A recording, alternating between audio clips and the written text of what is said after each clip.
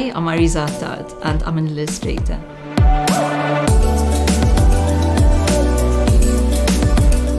I want to make books fun. I want children to enjoy reading, so I want to attract them. So in my own style, I want to make them fun, colourful. I want them to stand out. I've been an illustrator for just over 30 years. I started in 1991.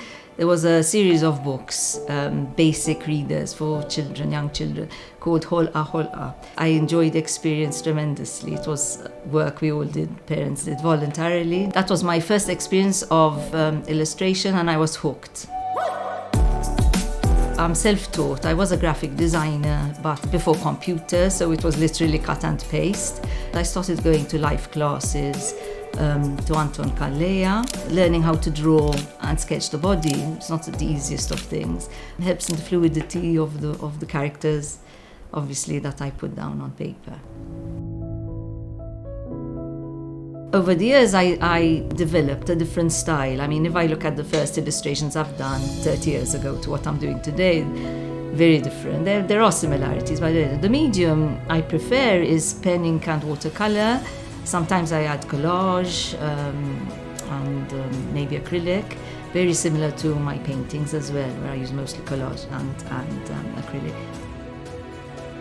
My influences, I tend to go towards the quirky, the weird, maybe even the dark. For example, illustrators, I love Quentin Blake, Ronald Scarf, Tim Burton. I feel that illustration can be a very powerful tool to communicate messages like social injustices, corruption, bullying. Quite a few of the books I've illustrated deal with bullying, with prejudices, racial, sexism, ageism, quite a few isms, in fact. One of the more recent books I illustrated was Amazing Maltese Women, 17 strong, influential women who, most of them were Maltese or had something to do with Malta, through the ages, starting from Tina, who was prehistoric, and then ending up with contemporaries who are still alive.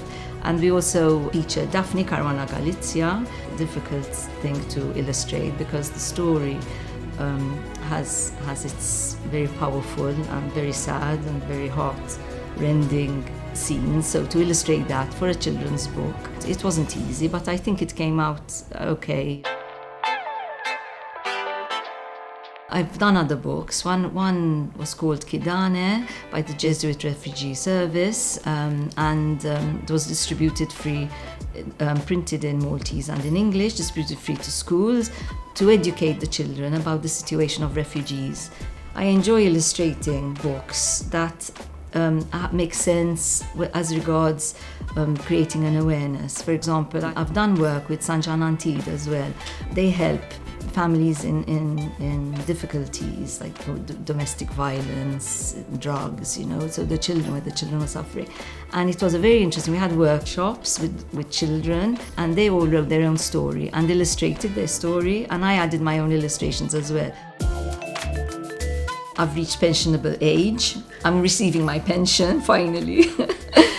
But I'm not going to stop working, whereas a lot of my friends at a certain age, oh great, now we have a lot of time on our hands. I'm finding myself getting busier with illustration and even painting. And I can imagine, I always tell my children, I'm going to end up being this mad old woman up in the attic because my studio is here on the roof, just drawing away, painting away. I don't see myself stopping as long as my health and my, maybe if I go a bit mad, my illustrations will be more fun. But I plan to continue, and see what comes, come what may.